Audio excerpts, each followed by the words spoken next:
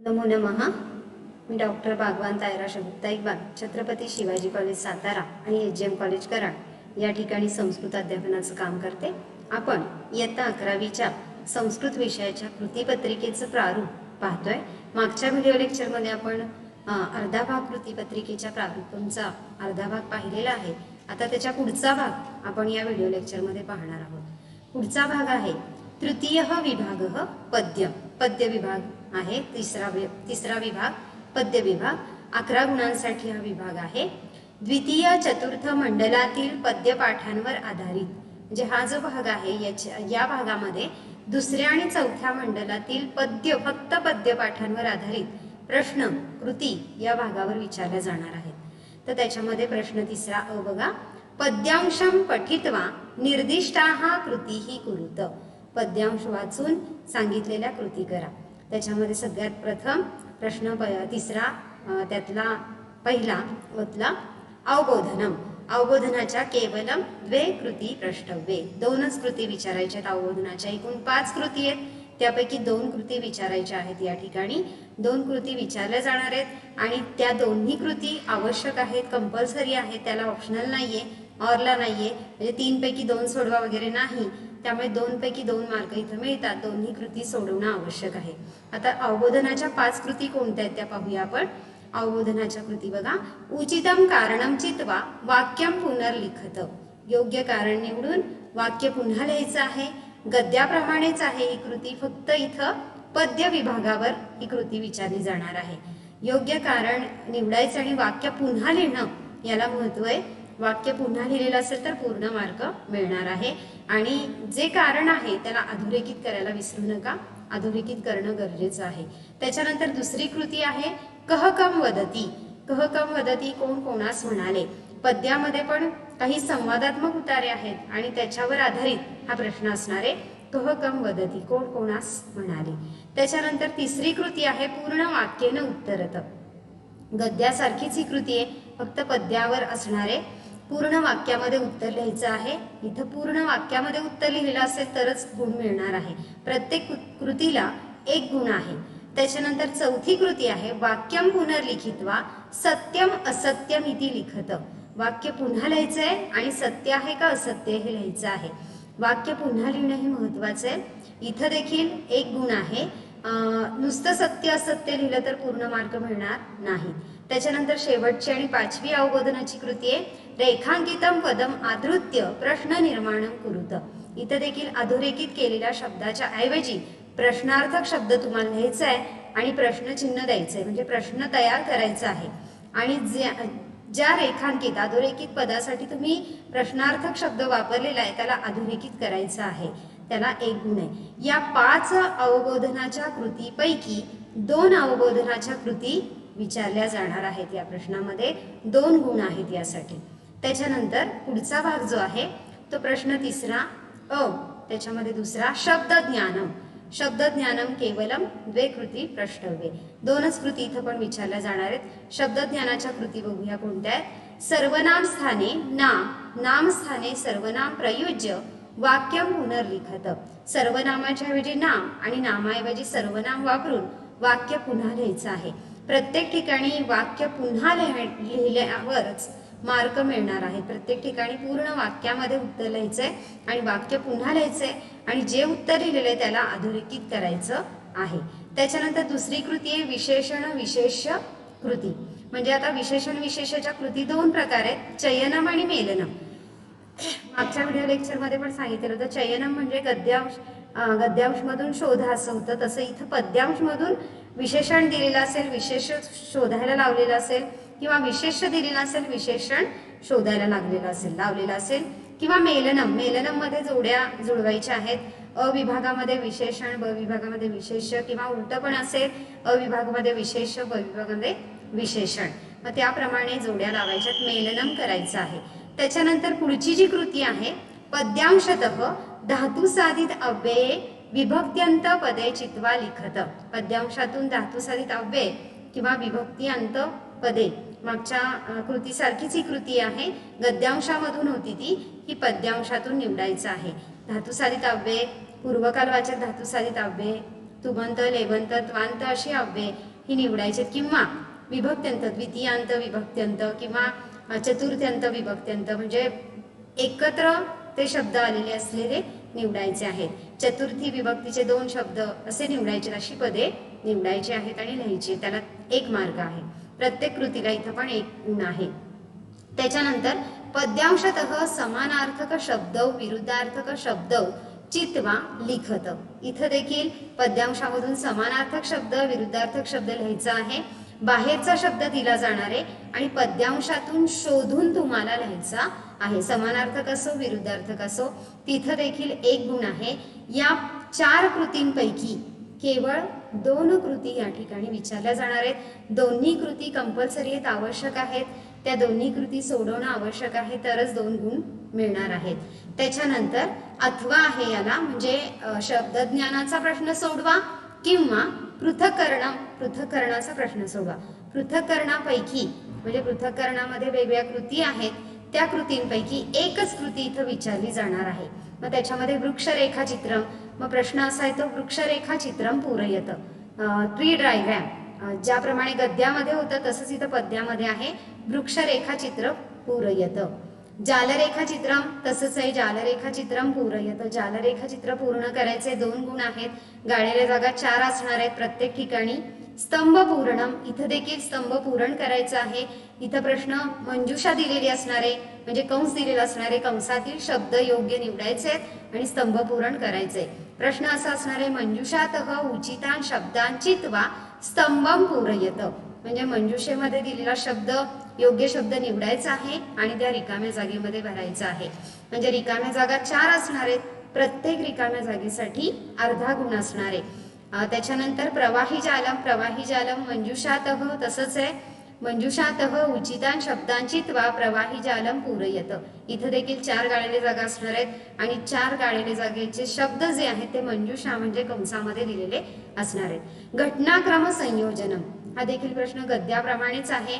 घटनाक्रमानुसार वाक्याने पुनर्लिखत, वाक्य पुन्हा लिहायचे आहेत, आकडे टाकायचे नाहीयेत. या ठिकाणी लक्षात घ्या की प्रत्येक वाक्य पुन्हा लिहायचं आहे. ते घटनाक्रम जशी घटना घडलेली आहे त्यानुसार. प्रत्येक वाक्याला अर्धा गुण आहे, असे एकूण 2 गुण आहेत. या 5 कृतींपैकी पृथक्करणाच्या या 5 कृतींपैकी गद्यामध्ये पण 1 कृती विचारली जाणार आहे आणि पद्यामध्ये पण 1 कृती विचारली जाणार आहे. इथं और आहे शब्दज्ञानाला, त्यामुळे 2 मार्कांची ही कृती आहे. म्हणजे शब्दज्ञान करा किंवा पृथक्करण सोडवा, कुठलीही 1 कृती सोडवली तरी चालेल. मी इथं म्हणे दोन्ही कृती सोडवा, कारण जास्त लिखाण नाहीये, कमी लिखाण आहे आणि मार्क जास्त आहेत. त्याच्यानंतर पुढचा जो भाग आहे तो प्रश्न 3 आ, पद्यांशस्य अन्वयपूर्तीं कुरुत. हा भाग पण तुम्हाला परिचयाचा आहे, 2 गुणांचा आहे. आता त्यामध्ये जे पद्यांश म्हणजे पद्यपाठ आहेत, 2ऱ्या आणि 4थ्या विभागातले जे पद्यपाठ आहेत, मग त्यासाठी निर्धारित पाठतः दिलेले आहे बघा. कोणते पाठ आहेत ते, तर सुक्ती, सौरभ आणि शरण्यः शिबिही, या 2च पाठावर तुम्हाला अन्वयपूर्तीसाठी प्रश्न येणार आहे. वरती श्लोक दिलेला असणार आहे, खाली अन्वय पण दिलेला असणार आहे, पण अन्वयामध्ये मात्र 4 गाळलेल्या जागा असणार आहेत आणि 4 गाळलेल्या जागेसाठी म्हणजे समजा 2 ओळींचा श्लोक असेल तर त्या ठिकाणी म्हणजे 2 ओळींचा श्लोक एकच दिला असेल आणि तिथं पण 4 गाळलेल्या जागा असतील. 4 ओळींचा श्लोक असेल तरी पण एकच श्लोक असेल. या दोन्ही पाठाच्या बाबतीमध्ये 4 रिक्त स्थाने असतील, हे लक्षात घ्या. आणि प्रत्येक गाळलेल्या जागेसाठी अर्धा गुण आहे, त्यामुळे 2 गुण आहेत. तिथं पूर्ण अन्वय लिहायचा आहे, फक्त गाळलेल्या जागा लिहायच्या नाहीत. जी गाळलेली जागा लिहिलेली आहे त्या ठिकाणी तुम्ही अधोरेखित करायला विसरू नका. अधोरेखित करायचं आहे, म्हणजे जी अन्वयपूर्ती करत असताना जी गाळलेली जागा, रिकामी जागा तुम्ही भरलेली आहे, इथं मंजुषा असणार नाहीये, वरती श्लोक असणार आहे आणि श्लोकाच्या आधारेच तुम्ही खाली अन्वय लिहायचा आहे. त्याच्यानंतर पुढचा भाग प्रश्न 3 ई, माध्यम भाषया ससंदर्भम स्पष्टीकुरुत. हा पण परिचयाचा प्रश्न आहे. 2 पैकी 1 गद्यासाठी पण होता, तसाच हा पद्यासाठी आहे. पण इथं मात्र 5 गुण आहेत. इथं पण द्वितीय व चतुर्थ मंडलातील प्रत्येकी एका पद्यपाठातून स्पष्टीकरणासाठी वाक्य निवडा. तर गद्यपाठासाठी होतं, इथं पद्यपाठासाठी आहे. गुण विभागणी तशीच आहे. भाषांतरासाठी 1 गुण दिला जाणार आहे, भाषांतर त्या जो श्लोक दिलेला आहे श्लोकाचा म्हणजे श्लोकांश दिला असणार आहे, एकच ओळ दिलेली असणार आहे, तिथं पूर्ण श्लोक नसणार आहे, त्यामुळे इथं भाषांतरासाठी 1 गुण आहे. जे वाक्य दिलेलं आहे त्याचं भाषांतर लिहायचंय. भाषांतर हे संदर्भाच्या वरतीच आलं पाहिजे, स्पष्टीकरणाच्या वरती आलं पाहिजे, संदर्भाच्या वरती आलं पाहिजे, त्याला 1 गुण आहे. त्याच्यानंतर संदर्भामध्ये पाठाचं नाव, लेखकाचं नाव, ग्रंथाचं नाव आलं पाहिजे, अपेक्षित आहे ते. समजा एखाद्या पाठाला लेखक नसेल किंवा कवी नसेल तर त्यावेळेला जी भूमिका दिलेली आहे पाठ्यपुस्तकामध्ये ते लिहिणं अपेक्षित आहे, त्याला 1 गुण आहे. त्याच्यानंतर स्पष्टीकरणासाठी 2 गुण आहे. त्या वाक्याच्या मागचा पुढचा संदर्भ देणं अपेक्षित आहे, त्या वाक्याला अनुसरून स्पष्टीकरण असलं पाहिजे. फापट पसारा इथं अपेक्षित नाहीये. जे वाक्य दिलेलं आहे त्या वाक्याला अनुसरून म्हणजे त्या वाक्याच्या तिथं आलं की थांबायचं नाहीये, त्या वाक्याचं स्पष्टीकरण अपेक्षित आहे, त्याला 2 गुण आहेत. त्याला अनुसरून उदाहरणं येत असतील तर लिहायची आहेत, त्याला 2 गुण आहेत. त्याच्यानंतर वैशिष्ट्य त्यासाठी 1 गुण आहे, कमीत कमी 2 अपेक्षित आहेत वैशिष्ट्य, जास्तीत जास्त तुम्ही 4 लिहू शकता. तर इथं पण वैशिष्ट्य लिहित असताना त्या वाक्याला अनुसरून वैशिष्ट्य असतील तरच गुण मिळणार आहेत. तर जसं गद्यामध्ये होतं तसंच हे पद्यामध्ये पण संदर्भाचं स्पष्टीकरणाचं वाक्य येणार आहे. 2 पैकी 1 वाक्य लिहायचं आहे, 5 गुण आहेत. त्याच्यानंतर पुढचाच भाग जो आहे तो चतुर्थ विभाग भाषाभ्यास, पूर्ण व्याकरणावर आधारित आहे हा भाग. 12 गुणांचा हा विभाग आहे. त्याच्यामध्ये प्रश्न 4, अधोनिर्दिष्टा हा कृती ही कुरुत. खाली सांगितलेल्या कृती करायच्या आहेत, त्याच्यामध्ये 5 पैकी 4 कृती करायच्या आहेत. आता 5 कृती कोणत्या आहेत बघूया आपण. सगळ्यात तुमच्या परिचयाच्या आहेत. कृती बघा कुठली आहे, नाम सर्वनाम तालिकाम पूरयत, 8 पैकी 6. आता 3 गुण आहेत याच्यामध्ये. आता प्रत्येक गाळलेल्या जागेसाठी अर्धा गुण आहे. नाम आणि सर्वनाम याची तालिका असेल, तिथं तक्ता असेल आणि ती पूर्ण करायची आहे. गाळलेल्या जागा, रिकाम्या जागा पूर्ण करायच्या आहेत. पाठ्यपुस्तकाच्या शेवटी देखील नाम सर्वनामाची तालिका प्रॅक्टिससाठी तुम्हाला सरावासाठी दिलेली आहे. 8 पैकी 6 येणार आहे. तर तिथं सगळे सोडवा असं म्हणेन मी, कारण पैकीच्या पैकी मार्क मिळतात.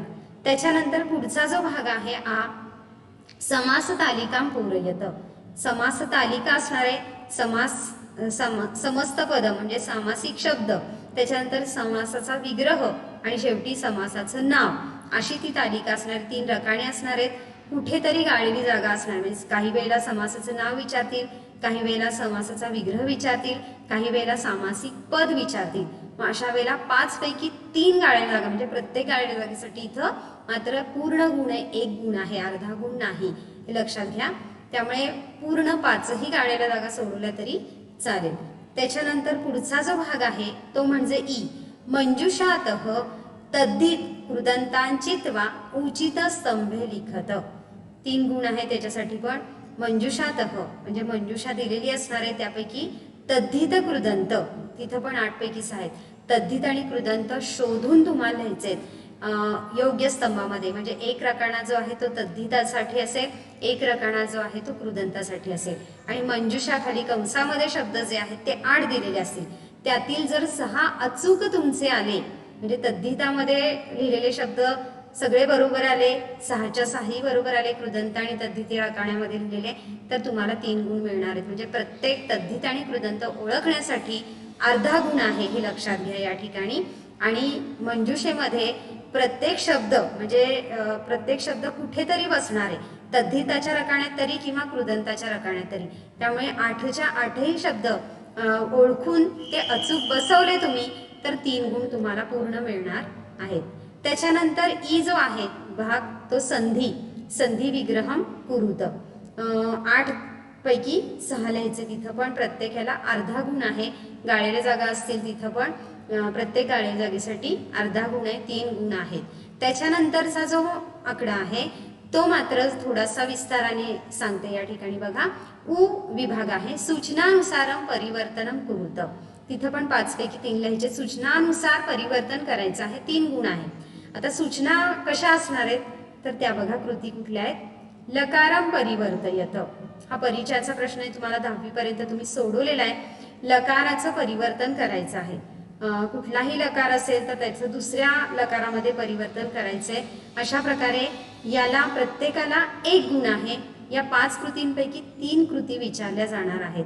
लकार परिवर्तन करा असा प्रश्न आहे हा, पाठ्यपुस्तकातीलच असणार आहे. त्याच्यानंतर दुसरी कृती आहे त्वम स्थाने भवान भवती अथवा भवान भवती स्थाने त्वम योजयत. म्हणजे त्वम या ऐवजी भवान किंवा भवती, आणि हा पण परिचयाचा प्रश्न आहे. भवान भवतीच्या ऐवजी त्वम योजयत, त्वम अशी योजना करायची आहे. वाक्यामध्ये जो बदल होणार आहे तो बदल करणे अपेक्षित आहे, तर तुम्हाला इथे 1 गुण मिळणार आहे. त्याच्यानंतर पूर्वकाल वाचकम निष्कासयत. पूर्वकाल वाचक जे अव्यय आहेत ती काढायची आहेत आणि योग्य जो बदल होणार आहे तो योग्य बदल करून वाक्य पुन्हा दुरुस्त करून लिहायचं आहे. अशुद्ध लिहायचं नाही. या ठिकाणी अशुद्ध लिहिलं तर पूर्ण मार्क मिळणार नाही. नुसतं पूर्वकाल वाचक धातुसाधित अव्यय तुम्ही काढलं तर मार्क मिळणार नाही. पूर्ण जो बदल होणार आहे तो पण बदल लिहिणं अपेक्षित आहे या वाक्यामध्ये. त्याच्यानंतर चौथी कृती आहे सती सप्तमी रचना निष्कासयत. सती सप्तमीची रचना काढा. सती सप्तमीची रचना ही परिचयाची आहे तुम्हाला, आणि सती सप्तमीची रचना काढण्यासाठी देखील 1 गुण आहे. म्हणजे इथं पण पूर्ण वाक्य लिहिणं अपेक्षित आहे. फक्त सती सप्तमीची रचना काढून वाक्य पूर्ण करायचं, तिथं यदा तदा यद्यपि तथापि असं जे काही येणार आहे ते लिहिणं अपेक्षित आहे. त्याच्यानंतर वाच्य परिवर्तनम कुरुत. वाच्य परिवर्तन हा पण परिचयाचा प्रश्न आहे तुमच्या. इथं पण वाच्य परिवर्तन करण्यासाठी 1 गुण आहे. वाच्य परिवर्तन पूर्ण बरोबर असेल वाक्य तर तिथं 1 गुण मिळणार आहे. होणारा बदल हा अपेक्षित आहे, लिहिणं अपेक्षित आहे. त्यामुळे जर होणारा बदल तुम्ही लिहिलेला असेल तर त्या ठिकाणी मार्क पूर्ण मिळणार आहेत. त्याच्यानंतरचा जो भाग आहे तो पंचमः विभागः लेखन कौशलम. 13 गुणांचा हा भाग आहे. 5वा विभाग लेखन कौशलम. लेखन कौशलम म्हणून लेखनाचं कौशल्य तुमचं तपासलं जाणार आहे या ठिकाणी. प्रश्न 5वा मंजुषातः उचितान शब्दांची वा चित्रपट वर्णनस्य रिक्तस्थानानि पूरयत. पाठ्यपुस्तकामध्ये पाठीमागे चित्रपट वर्णन दिलेली आहेत, तर त्यामध्ये चित्रपट वर्णन येणार आहेत आणि तिथं गाळलेली जागा जी आहे ती 10 रिक्त स्थानांनी दातव्याने. 10 रिक्त स्थाने असतील, त्या प्रत्येक रिक्त स्थानाला 10 गुण आहेत. चित्रपट वर्णन पूर्ण लिहायचं आहे आणि गाळलेल्या जागा पण लिहायच्या आहेत. म्हणजे गाळलेल्या जागा लिहिल्यानंतर अधोरेखित करायचं, त्याला उत्तर तुम्ही जे लिहिलेलं आहे त्याला अधोरेखित करायचं आहे आणि पूर्ण चित्रपट वर्णनम देखील लिहायचं आहे. इथं प्रत्येक गाळलेल्या जागेसाठी 1 गुण आहे. त्याच्यानंतर त्याला पुढचाच म्हणजे लेखन कौशल्यामध्ये अथवा और आहे, त्याला चित्रपट वर्णनम लिहू शकता किंवा तुम्ही मार्गदर्शक प्रश्नाधारेण संस्कृत भाषया वृत्तांत लेखनम कुरुत. मार्गदर्शक प्रश्न दिले जाणार आहेत वृत्तांत लेखनासाठी आणि त्या वृत्तांत लेखनामध्ये मार्गदर्शक प्रश्नाच्या आधाराने वृत्तांत लेखन करायचं आहे. त्या प्रश्नांची उत्तरे म्हणजेच वृत्तांत लेखन.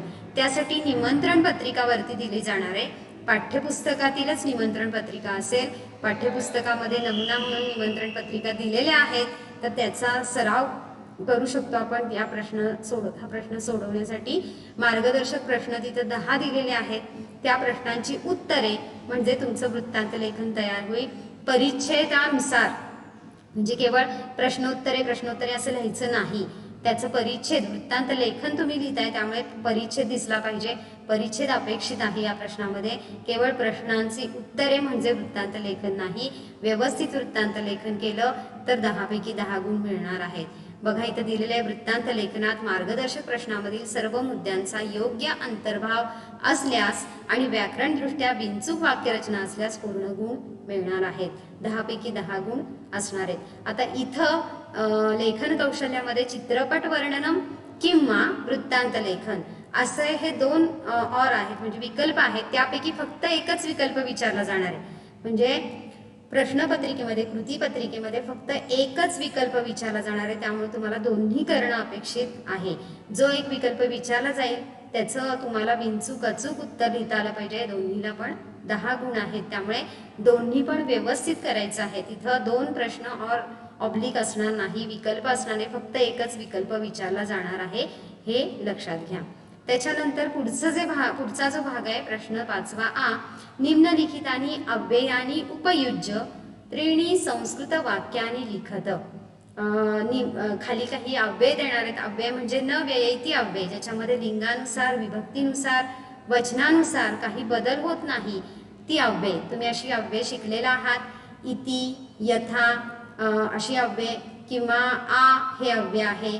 तर अशा अव्ययांमध्ये लिंगानुसार वचनानुसार बदल होत नाही अशी अव्यये जी तुम्ही अभ्यासलेली आहेत अशी 5 अव्यये दिली जाणार आहेत। त्या 5 अव्ययांपैकी 3 अव्ययांचा वापर करून संस्कृत वाक्य लिहायचे आहेत। त्याला 3 गुण आहेत, म्हणजे प्रत्येक वाक्यासाठी 1 गुण आहे, हे लक्षात घ्या। अशी 5 अव्यये तुम्हाला दिली जाणार आहेत, त्यापैकी 3 अव्ययांचा वापर करून तुम्हाला वाक्य रचना करायची आहे।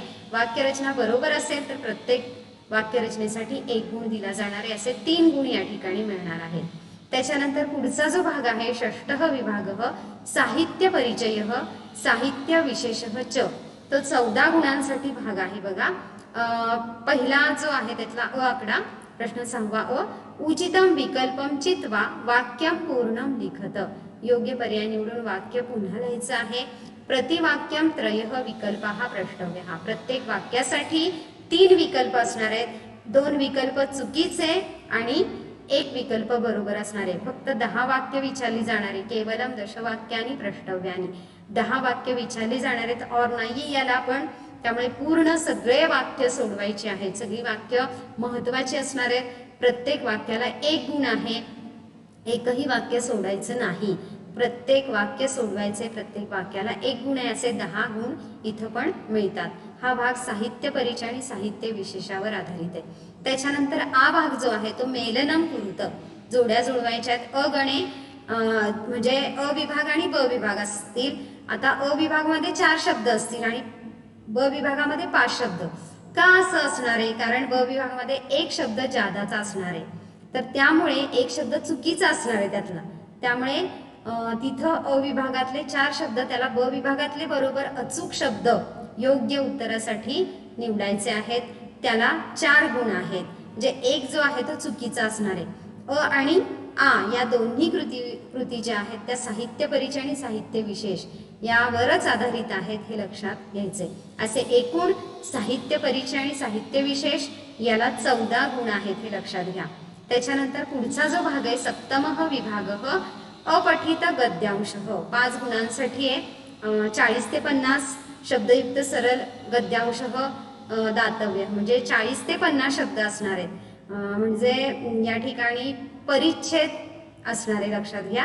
अपठित जो तुम्ही अभ्यासलेला नाहीये असा परिच्छेद शब्दयुक्त, म्हणजे या शब्दांनी युक्त किती शब्द असतील त्याच्यात, तर 40 ते 50, मग त्यातले मधले 48 असतील, 45 असतील, तो अर्थपूर्ण जिथं होतोय उतारा तेवढे शब्द तिथं असतील। 5 गुण आहेत त्या ठिकाणी, त्यामुळे हा प्रश्न पण अपठित असला तरी सोडवायचा आहे, कंपल्सरी हा पण प्रश्न। 5 गुणांसाठी अपठित गद्यांश हा परिच्छेद असणार आहे आणि यासाठी प्रत्येक वाक्याला म्हणजे 5 मार्क आहेत, भाषांतराचा हा प्रश्न आहे। आणि त्याच्यानंतर जो म्हणजे प्रश्न जो विचारला जाणार आहे तो कसा असणार आहे, प्रश्न 7 गद्यांशस्य माध्यम भाषया अनुवादम कुरुत, माध्यम भाषा म्हणजे मराठीमध्ये अनुवाद करायचा आहे, तुम्ही मराठी माध्यम निवडलेलं असणार आहे, त्यामुळे मराठी भाषेमध्ये अनुवाद करायचा आहे। 5 गुणांचा हा प्रश्न आहे। अशा प्रकारे कृतीपत्रिकेचं स्वरूप जे आहे, कृतीपत्रिकेचं प्रारूप जे आहे ते या ठिकाणी संपलेलं आहे। अशा प्रकारे 80 मार्काची कृतीपत्रिका असणार आहे आणि 20 मार्काची मौखिक परीक्षा असणार आहे। तर अशा प्रकारे या ठिकाणी दोन्हीचं स्वरूप सांगितलेलं आहे मी। तर 80 आणि 20 100 गुणांची ही कृतीपत्रिका असणार आहे। धन्यवाद।